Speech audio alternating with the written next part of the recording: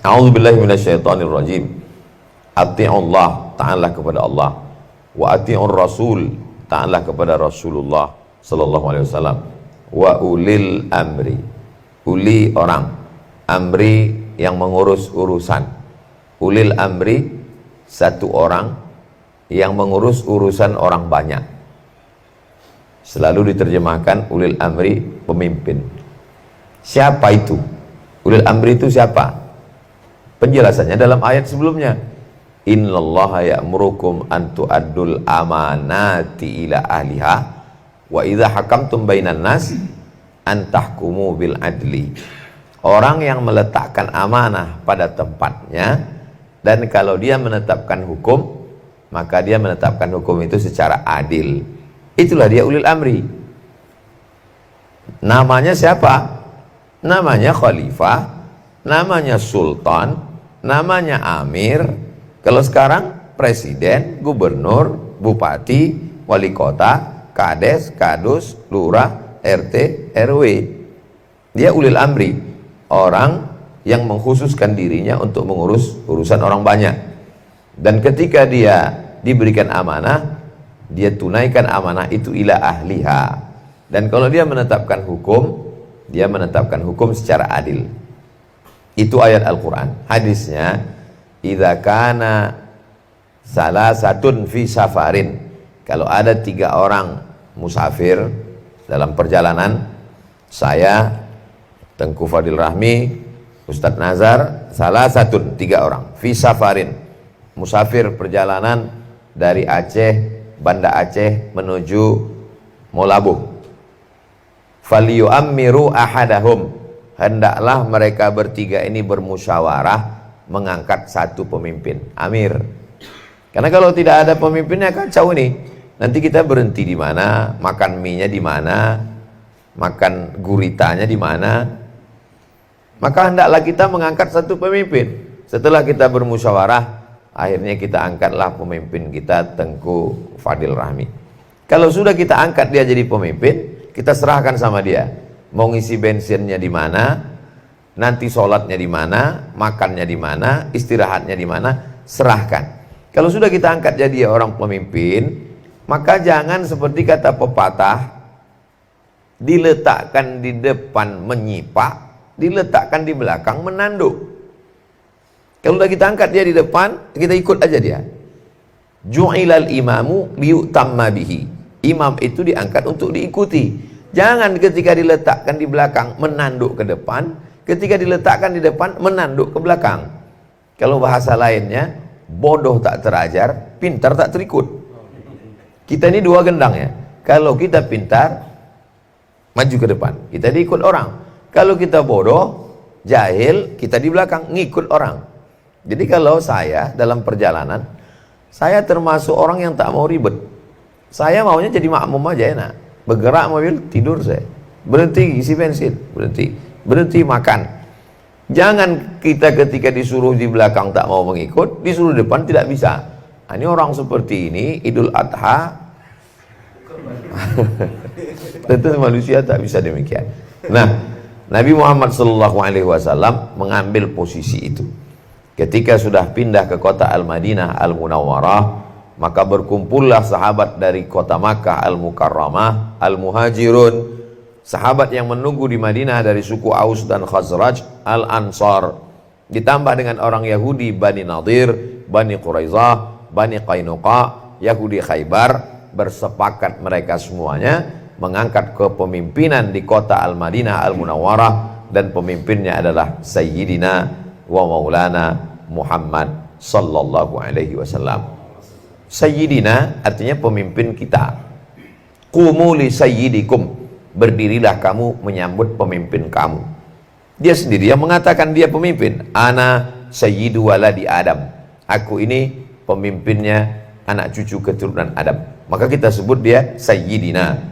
Maulana artinya pemimpin kita. Dia sendiri yang menyebut diri dia pemimpin. Man kuntu maulahu fa'ali maulahu. Siapa yang mengangkat aku menjadi pemimpinnya, maka Sayyidina Ali adalah pemimpinnya.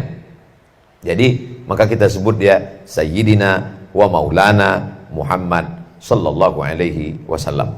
Bagaimana mau menetapkan hukum az-zaniyat waz-zani fajlidu kulla wahidin minhuma mi'ata jaldah.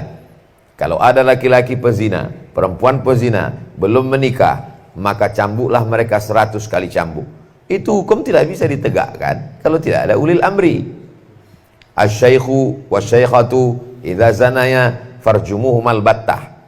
Laki-laki pezina, perempuan pezina sudah menikah, kalau berzina rajamlah dia sampai mati.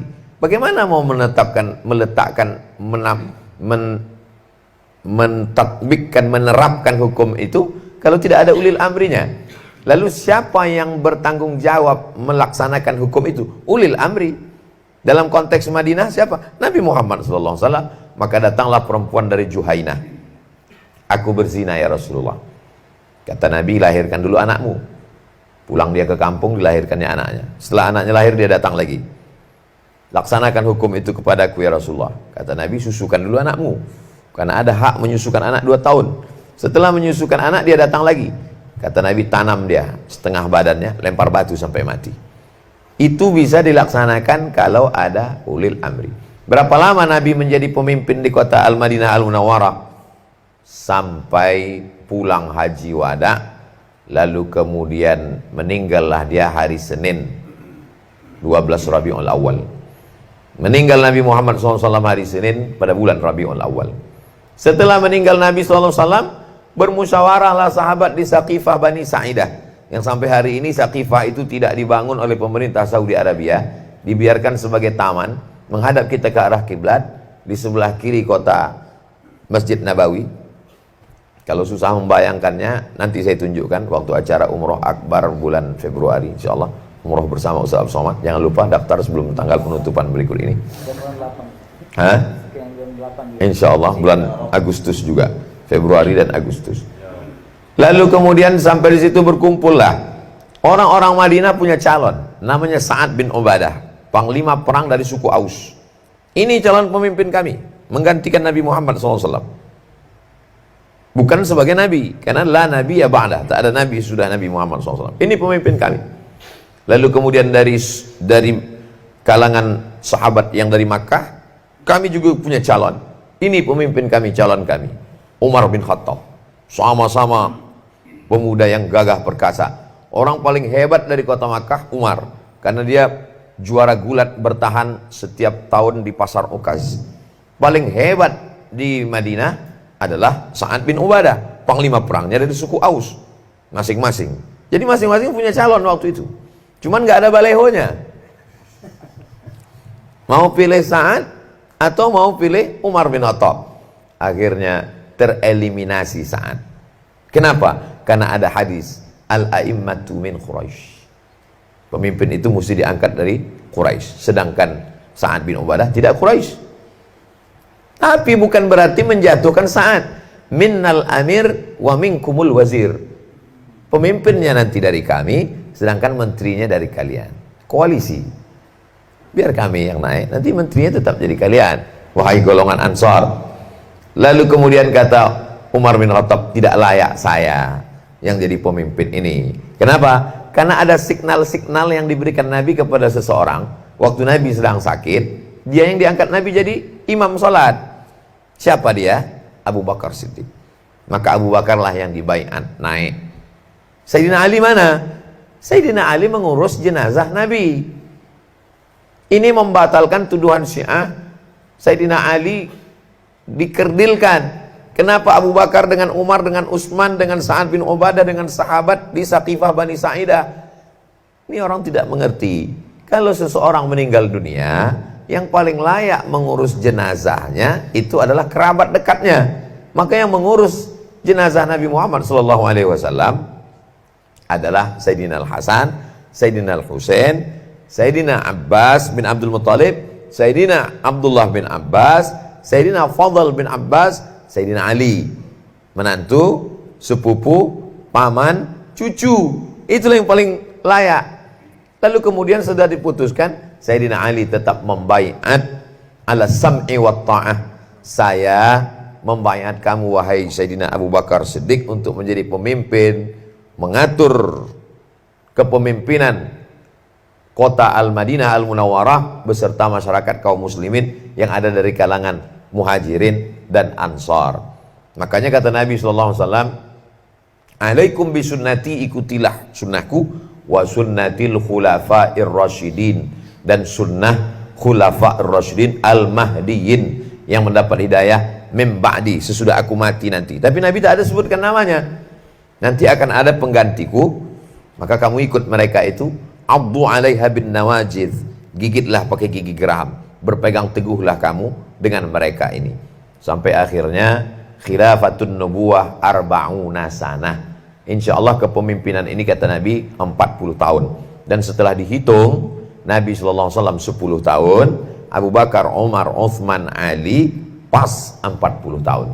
Yang disebut dengan kepemimpinan dengan cara Nabi Muhammad sallallahu alaihi wasallam. Setelah meninggal Sayyidina Ali, lalu kemudian terjadilah berikutnya Bani Umayyah, Bani Abbasiyah. Akhirnya tumbang Bani Abbasiyah karena serangan dari Tatar, Mongol.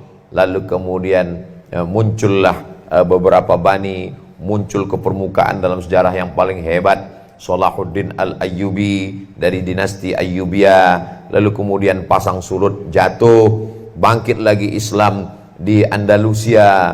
Ketika Islam jatuh, 700 tahun berkuasa di Andalusia, tumbang Andalusia di belah barat, muncul di belahan timur. Itulah dia Muhammad Al-Fatih, 500 tahun lamanya.